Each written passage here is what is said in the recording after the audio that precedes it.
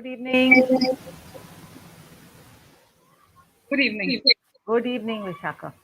Good evening, Preeti. How are you? Good evening. Good. All good. Yeah. All Hi, good. Vishaka.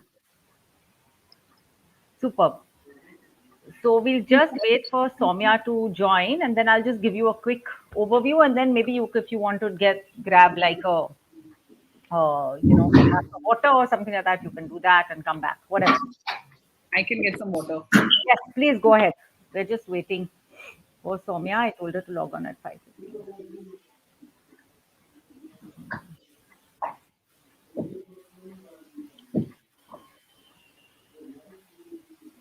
How are you, Preeti? How are things at CFA? Going well.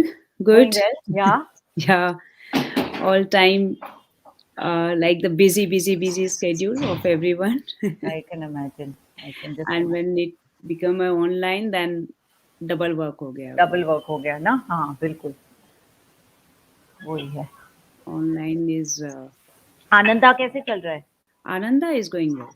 हाँ We have अच्छा 11 residents. Okay Yeah. तो कितने So कितने साल के how old are they रफली all of them are 18 above. So Just a 18 heads up. to 54, I'm 55. sorry. Yes Sorry. Yes yes Yeah. I'm sorry to interrupt, no Gopika ji no and not at Preeti. All not at all we were just catching up हाँ We had to go live. We are actually live right now. Okay So just giving you a heads up. That's okay. We can talk. And we have put this banner up that says we'll be starting at 5:30, so people who are joining us will sure know. So I'm just giving you both a heads up. okay we'll just wait for Soumya to join then I will just so okay I'll just basically what I'm going to do is I sent you all the questions, right? And I sent you all the flow of the event and stuff like that. So what would be great is, would you like me to introduce you all, or do you want to introduce yourselves? What would you prefer? I'm okay doing either. We can get started, no problem. Shall I start? No, so no. We have to wait.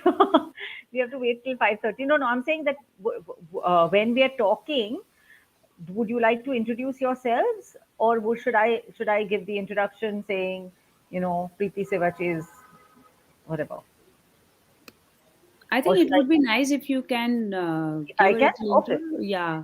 sure.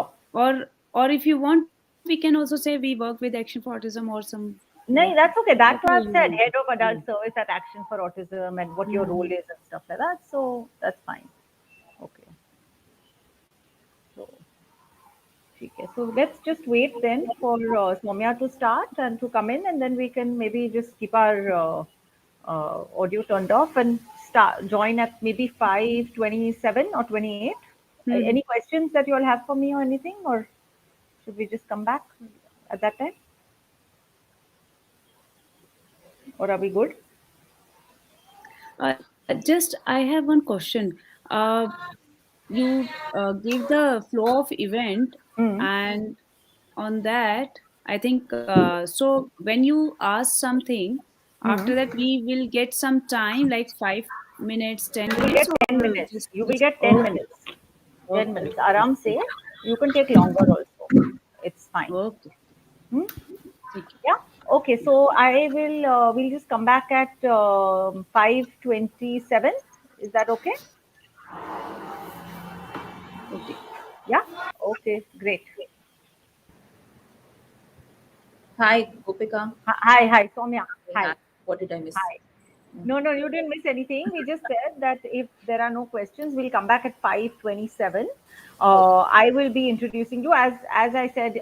You will be going first, Okay. and you have about 5 or 10 minutes to make your point. So Okay. yeah, I don't know if I have 10 minutes worth or something. that's fine. However long you want to. Yeah. So, Yeah. okay. Okay. Great. I'll see you in a bit.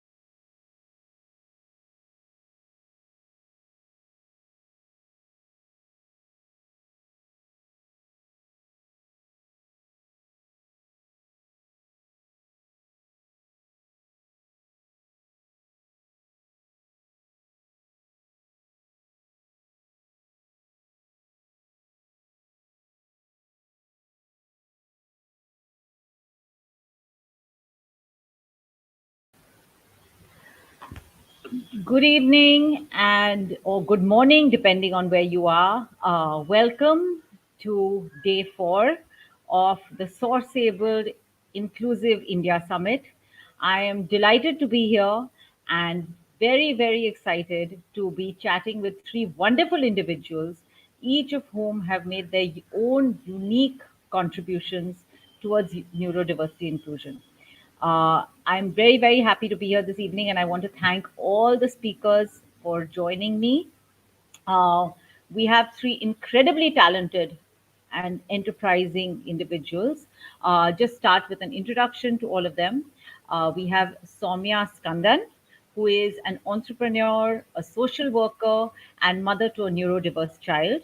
She created her first startup in 2015 and is now the co founder of the tech startup InStrive. She is involved in setting up large scale health projects with a particular focus on serving the needs of women and children. She recently fundraised for over 300 heart surgeries for children, and her team is among the first in India to provide AI enabled assistive smart glasses for the visually impaired. Soumya believes very strongly in neurodiversity as a principle. We also have Preeti Sivach. Welcome, Preeti. Preeti is the head of adult services at Action for Autism, which is in New Delhi. Her roles include implementing the employment of adults with autism in open employment, providing one on one counseling to families at Action for Autism, as well as providing early intervention to children. And she's a resource person for trainings conducted by Action for Autism as well. And I must add over here that I have been to one of Preeti's trainings, and it is absolutely fabulous. And so you are all really in for a treat with Preeti here today. Thank you so much, Preeti. We are also joined by Vishakha Datta, who is the director DE&I at Publicis Sapient. She has handled a variety of HR portfolios, including HR programs, operations, coaching, and supporting people from underrepresented communities. Welcome, Vishakha. Thank you so much for Thank taking you. out the time to be here. So I'm going to start with Soumya. Soumya, you are the parent of a neurodiverse child. You have also, when we spoke, I remember you was telling me that you really believe in the concept of neurodiversity. So, what do you think about neurodiversity as a concept? What strengths do you think neurodivergent individuals bring to the workspace and to the world in general? So, hi, hi everyone. So, neurodiversity is a term that I happened upon very recently, really.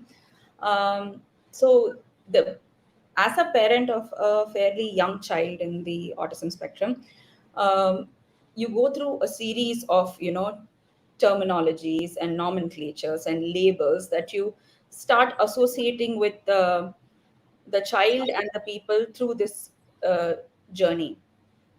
I did not initially believe, that certain nomenclatures and labels could impact people and development. But as this journey progressed, I kind of realized that every word, every label brings to fore various challenges or various perceptions that are very strongly linked to those words and labels. So my son's diagnosis initially started with PDD, pervasive developmental disorder, and then went on to Asperger's, and then went on to high functioning autist. Or see, each of this came with its own set of characters that were associated with it. Some of it agreeable, some of it not.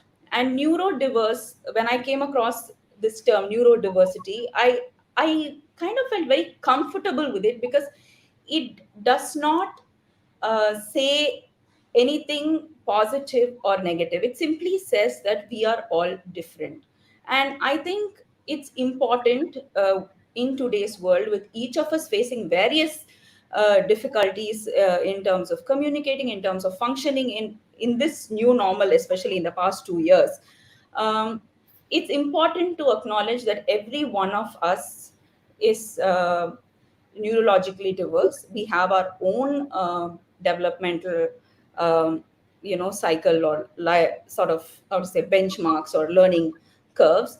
And neurodiversity is a term that allows us to address that in a way that every individual is comfortable with.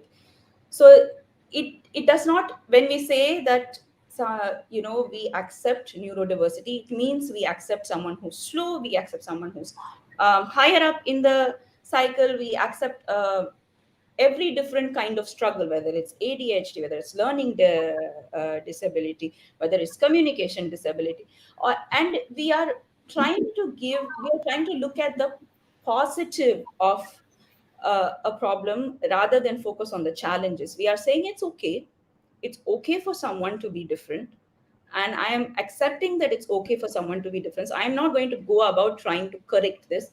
I'm not going to go about trying to get them to fit into a mold or the normal that everybody else is comfortable with.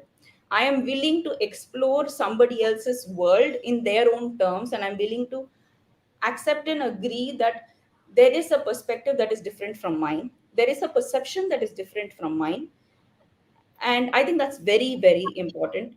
It forms the foundation for empathy. It forms the foundation for acceptance in any environment, whether it's a work environment, whether it's a school environment, whether it's a home environment, where we say that we see the positives, we see the challenges, and we are going to enable the positives and therefore help deal with the challenges. Instead of saying, I'm going to overcome these challenges to achieve something, I'm going to say, I'm going to enable something and deal with the challenges that come along the way. And that shift in perspective is extremely important for actual inclusivity in any space, is my belief. That's really where I stand on neurodiversity. Thank you, Soumya. I think you said some really amazing things. You talked about empathy. You talked about, the fact that they're accepting that. I think Preeti wanted to add something. Preeti, go ahead. Uh, Thanks, Gopika, to invite in this summit, and thanks the Rangam team and SourceAbled team. And yes, I totally agree with Soumya, and Soumya gave the different perspective about neurodiverse, and I think somehow we all are different, and we need to respect that diversity. So basically, if we try to understand the individual and to see an individual as an individual perspective, not like he has autism or he is autistic or he is deaf and dumb or he is hearing impaired. Sorry, I've used the word deaf and dumb because mostly in our community we use these words, and it's okay to say autistic to a autism to a autistic person, but again, we need to understand the differences, and according to the differences we can provide the support, because everybody has a different needs and a different strength. Even me and you also has a different strength and different needs, so every person's brain are act like a differently. So I totally agree with Soumya about this diversity Very thing. true. And I think we can't use this word to define a disability. I think we need to think about the perspective from the individual's perspective. Very, So, very true. yes. Absolutely.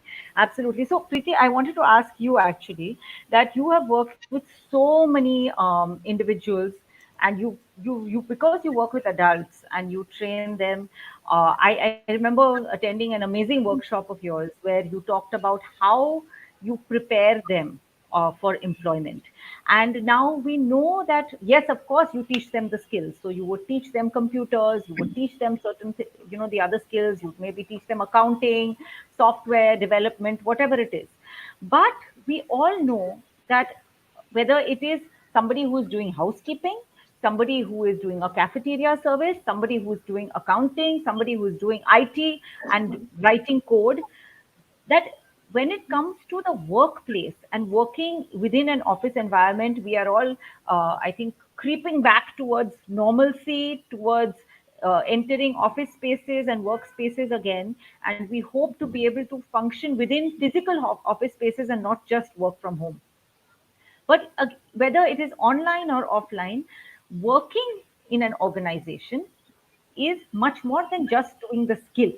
Right? There are so many softer aspects of employment, uh, and that starts from uh, the person being ready for to face an interview or to work within the workspace.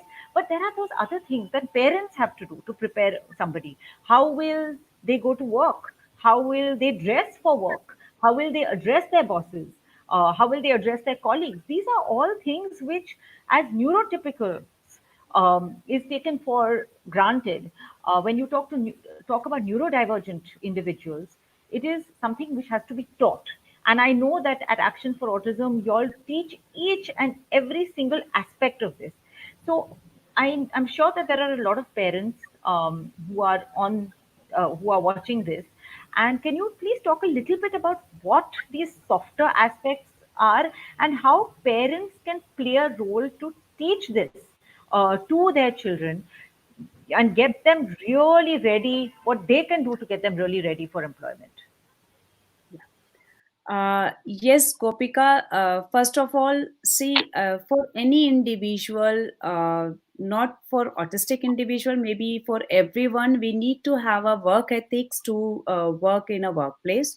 So we can learn the job skills very easily, even with autistic individual also, if they have the interest and if they have the capacity and skill to learn anything, or if they have the good motor skills, then again they can learn any kind of job skills if they have the interest. And job skills is easy to learn, but in autism there's some skills that needs to work on, because if we see uh, deficits, or maybe we can say the main difficulties areas, challenging areas, is social communication. And that is the part where we see that in workplace we need to have that part, because we need to report to the managers, we need to report to the supervisors, we need to understand the situation and then act according to the situations, and the grooming, hygiene, and basically the work ethics, my performance against the in a work environment. So so many things are making that performance better, and for that we need to work on their soft skills, right? So the one thing that we need to understand is understand the individual, basically their needs and strength. And I think as a parent we also need to understand their strength and individuals differences, because every individual is different from the other. Sometimes what we do, that we look at the other person, look at the other autistic individual and think that that person is doing this thing, that my son or my daughter is also have to do all these things. But it's not necessary. Maybe the other person has the interest in that area, and my son or my daughter doesn't have the interest in that area. So we need to identify his own strength, the individual strength, and we need to think about his own needs. And on the basis of that, we need to provide the soft skills, or we need to teach them. The one basic thing is, we don't need to wait to teach any skills when they get young or in adolescence. We need to start the work right now, from now. So and for this, maybe we can start working on, give them the lots of opportunity to work and focus on their independent skills, right? What we do, we focus on their academic skills, we reading skills and other skills that kid nahi isko padhna hai, and we think no, he has to study because he has to go to school, he has to go to colleges. Of course we will focus on that things, but besides that we need to focus on grooming and hygiene also, basically the independent functioning ADL activities. Because sometimes we think that okay, these things we need to teach, but the ADL activities they can do better when they go when they become a young or adult. But what happened, if I can say, many of the individuals who are in college, who are in university, studying in university, and the parents said that we need to work on their, we need to help him during the bathing time. We need to help him during their toilet time. So these are the things, basic things that we need to work on from the day one, because it is necessary to learn. They need to learn about the public and private act and everything, because at the workplace, even through, if you are going somewhere, we need to have these kind of skills. Nobody will go with them to close the doors while they are using the toilet. So these are the things, and the grooming things, and what kind of clothes, how can we wear the clothes. These are the things that we can do easily from the day one. It's not necessary to start with an adult. We can start with an individual. And the other thing, give him the opportunities to work, basically not a work, maybe a single thing, and try to leave them alone to do that work, like fixing something in a thing, or give them the opportunity to explore any activity or explore the things, so that they can learn to solve the problem. What happened, we provide everything in a structure way, or we give many things like that only, ki, okay, now he has to do this, so I'll prepare everything for him. So maybe we can teach them how to prepare for the things, or how to organize the things. That can be one skill, the organizing skill. And the other thing, if we provide many opportunities to explore and to do the work, it it enhance their problem solving, right? So they try to solve that problem, and maybe we give them the opportunity to ask for help also, right? So give the opportunities, create the opportunities to communicate, to enhance their communication, to enhance their conversation skills. Talk to them in a positive way and tell them. And one basic things, that for the conversation skills, we need to work on our conversation, right? We need to accept and the differences, and maybe we need to tell the communication, or give the communication in a way that the child or individual can understand. And if we understand the individual, then we can give the specific words, or a way, we can communicate in a way that the individual can understand it, right? So and give them the predictability routines, so they knows what are going to do, and what are this situation accepting from me, and all these things. And one more thing that we can teach the individual as a parent, I think, use public transport, and I think go in a social situation, social events, prepare the individual for any kind of social situations. We are not saying that take him right away. Just prepare them, take him slowly, and introduce all the social events to the individual, so he will be comfortable in a approximation with the other person, or in a different situation, or a different events, so that he knows that what happens in this situation, what are the situations outside in the community. And take him in the regular community, travel in a public transport, always travel, give the opportunities जो भी हम दे सकते हैं, because public transport से they learn how to travel in a public transport, and they can reach to the workplaces. So these are the things that we need to work on from the day one, besides on with the conversation skills, communication skills, and to understand the other person perspective. So all these things we need to work on from the day one. And I think the parents are the best teacher for the individuals, not the therapist and all, because therapist can suggest them. Because if they take the therapy, they will take the therapy for 1 hour, 2 hour, or maximum 3 hour per day. But all the 20, 18, 19 hours they are spending with their parents. So parents are the best teacher, and they are the best judge for the individual. They know when to teach the skills, and how to teach that skills. So you don't need to keep one-on-one sessions. I think in a daily routine we can provide these small things to enhance their soft skills, that is very much needed in a workplace, like grooming, hygiene, time management, and routines, breaking routines, so they learn the flexibility and organizing, and work in a systematic way, and the problem solving also. And first of all, the self regulation, and it will come automatically, if we provide the opportunity to explore the social events and to take them in a community and tell them the situation, prepare for any situations with the visual support or a structure or a schedules, etc. Thank you, Preeti. That it sounds so simple when you say it, and so doable. And I know that at Action for Autism, you all have worked so hard with so many individuals and have seen such success. Placing them in different industries, in different organizations. And I hope all the parents out there are listening to what are the areas that we need to focus on.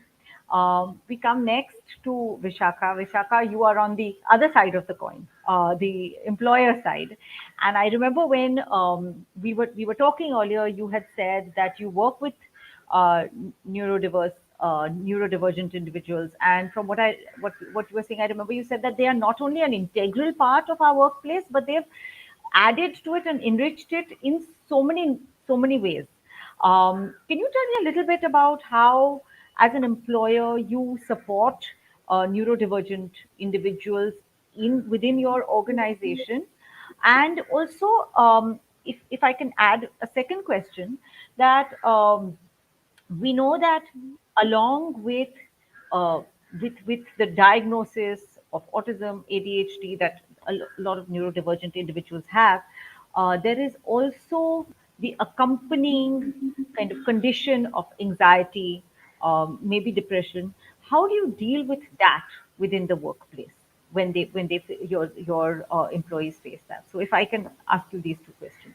I would broaden this question to extend to people with disabilities. I think that's the agenda that we are in, where we feel that unless and until we have a diverse workforce, I don't think we are creating a smart workforce for future. And that is why our effort is, to get all kinds of diverse talent in our workplace. And I think that's a smart thing to do. Of course, I think getting people in or having people voluntarily disclose their difference or disability is just the first step. So there's a lot of focus on integration.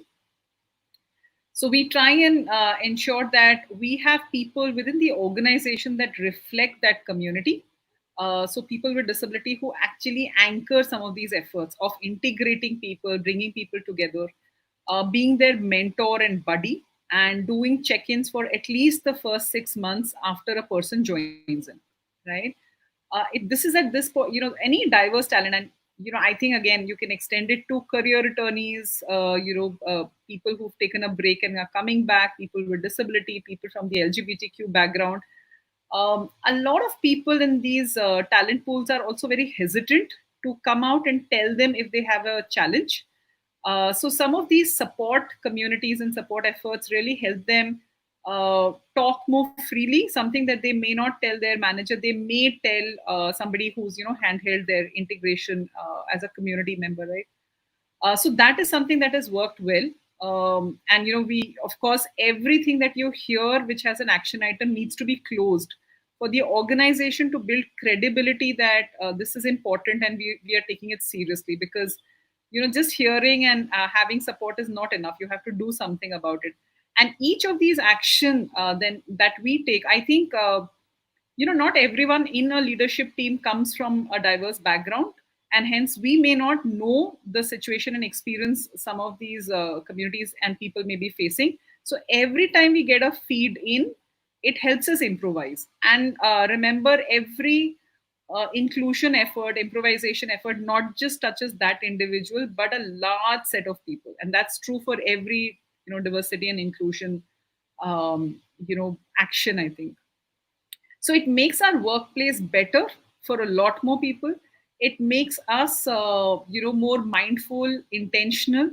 It makes us more evolved as a workplace community. And I can also tell you this, that in this whole age of the great resignation, where organizations are thinking where to get talent from and how to keep them, any of these efforts are way more engaging and binding for a colleague than I think throwing in compensation and some of those more tactical things. So I would recommend that organizations focus on a talent pool that they've not done, including neurodiverse talent, people with disability. We actually launched a film last year where we showcase some of our people with disabilities, just to say that, next time you think about employing a person with disability, think of this film and the people, because it showcases people in completely different walks of of an organization. Very, very competent people, people who are showcasing, we showcased kind of a day in their life. So the next time you think about how do I work with a person with disability or neurodivergent talent, we wanted them to have these visuals in front of them, so that they feel more comfortable and more confident in hiring, retaining, intentionally growing people with disabilities and neurodivergent colleagues in their organization. Vishakha, that's really great, and I'm really glad that your experience has been so positive, and it's really, I think, inspiring for all the people listening to this. I want to ask you one more thing. So, when you hire somebody who's neurodivergent, you are in essence, in a sense, you know how we say in India, when you get married to somebody, you're marrying the family. When you hire somebody who's neurodivergent, you're hiring the family in a sense, because you do involve, it is does become something where it becomes a partnership between the employer and the family, since very often the family has to advocate for the person who, for the neurodivergent person. How have you found that this helps to create a holistic work environment?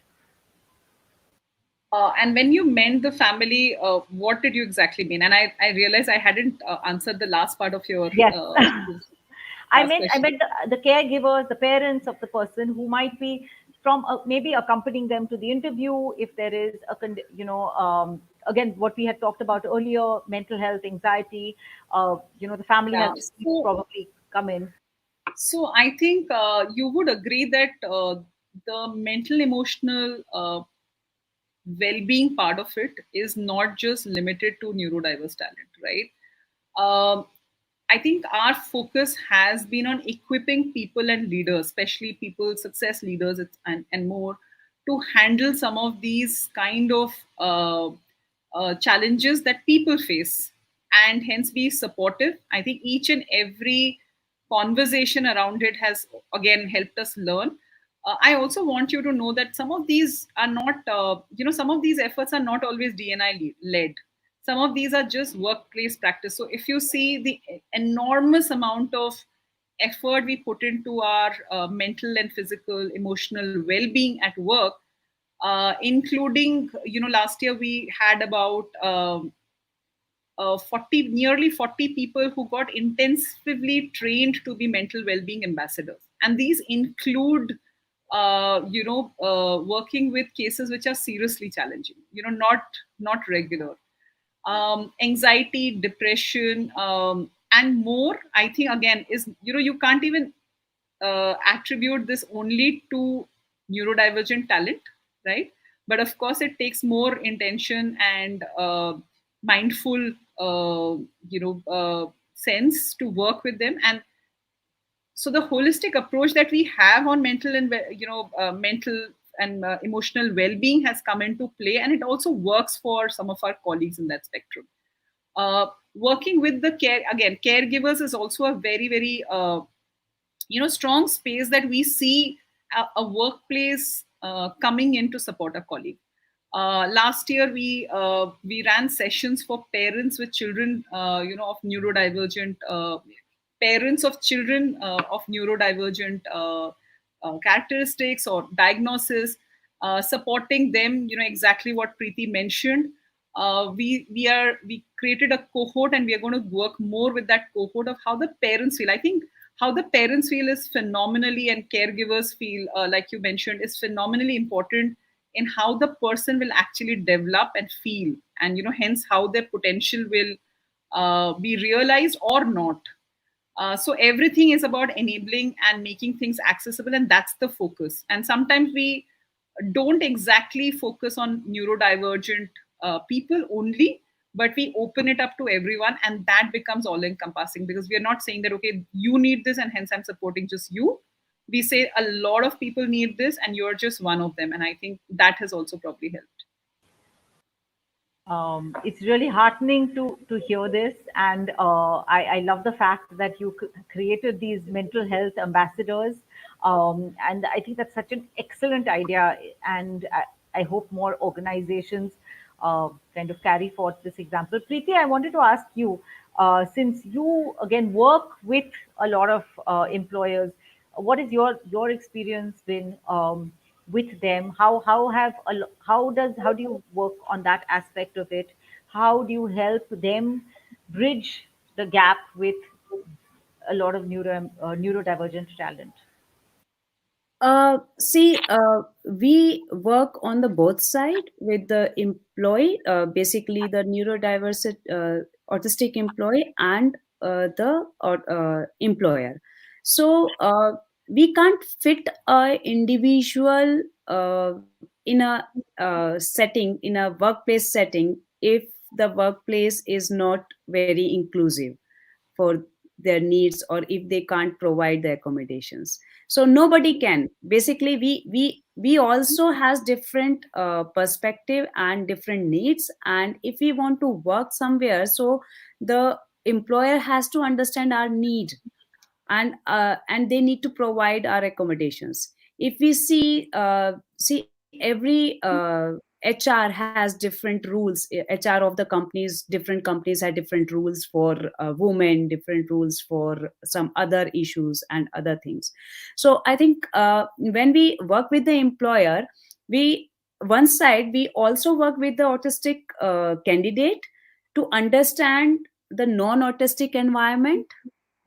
Basically the autistic candidate has to understand the non-autistic environment also. They has to understand the non-autistic person. See, we always work on the to understand the autism, but we need to work on to understand the non-autistic environment also, because they has to understand, individual has to understand that there would be a situation where it is difficult for me, but maybe it's easier for that person. So to understand the other person perspective, that is one part that we need to work on that. And the other part, with the employer, when we reach out to the employer or employer reach out to us, then we have to give them the again we give them the mainly overview about autism, and how important to train or to sensitize their team about the neurodiversity, or about the candidate, because they has to understand the need of the individual and the strength of the individual. If we work with the employer, we also tell them what are the good things about the autistic person, what are the strength, and how can they contribute in their business. So it's not like they have to do the sympathy or a charitable project, but they need to understand that if you hire a neurodiverse people or autistic people, what are the contribution that they can give in your business, and what are the things that maybe you want a employee like that, because they don't waste their time, they are very focused, they are sincere, and they follow the rules. And if you give the task, they will finish the task within the time, and maybe before the time. And these are the things that the strength of the autism, and we explain them, and then we also explain the challenges and what can they do to accommodate them, and to overcome that challenges, and what can they provide the support. And because the support is a very very crucial part for the employer, because some of the support that they need to give them in like they need to give the instructions in visual manner, or maybe on emails, and if the individual don't understand on emails, maybe they can give them the short instructions on chat box, and brief all the employers or team members, and even not like with the team colleagues, maybe the HR person before recruiting, before starting the recruiting process, we tell the employer that you need to sensitize your HR team also to recruit the person to take the interview, because during the interview the conversation skills should be according to the individual and to understand their face value and what kind of questions you can ask. You can ask the direct questions or all these things. So we generally suggest the employer to sensitize their team members and to tell the needs and the strength of the candidates, even not candidates, about the autism, so they can provide the accommodations accordingly, and what kind of accommodations they can provide, and what kind of questions and how can they react to their questions, and what are the basic guidelines that they can follow during the interview time. So these are the things that we tell the employer. And sensitization, one time sensitization is not enough for any employer, because the team members may change in 6 months, 1 year, or and again, when we work with the individual, then maybe sometimes we get some kind of difficulties or challenges that we didn't know about it, then they can also ask the some person expertise about that, or the briefing, 3 months or 6 months briefing about or sensitizing about autism or any neurodiversity is important for the employer to understand their need and accommodations, to give the accommodations right. Thank you, Preeti. With that, we come to the end of this very, very interesting discussion. Thank you, Vishakha. Thank you, Preeti. Thank you, Soumya. Thank you very, very much for taking part and for being here and sharing your insights with us. I hope that through all your efforts and through all the efforts that Rangam is doing, that we can see a more inclusive world, which includes people with all kinds of differences and really celebrate all the different kinds of strengths that the different individuals have. So thank you very, very much for giving us your valuable time. And thanks again. Bye. Thank you for giving the opportunity to share our thoughts. Yes. Yeah. Thanks, Gopika. Thank you. Thank Bye-bye. you.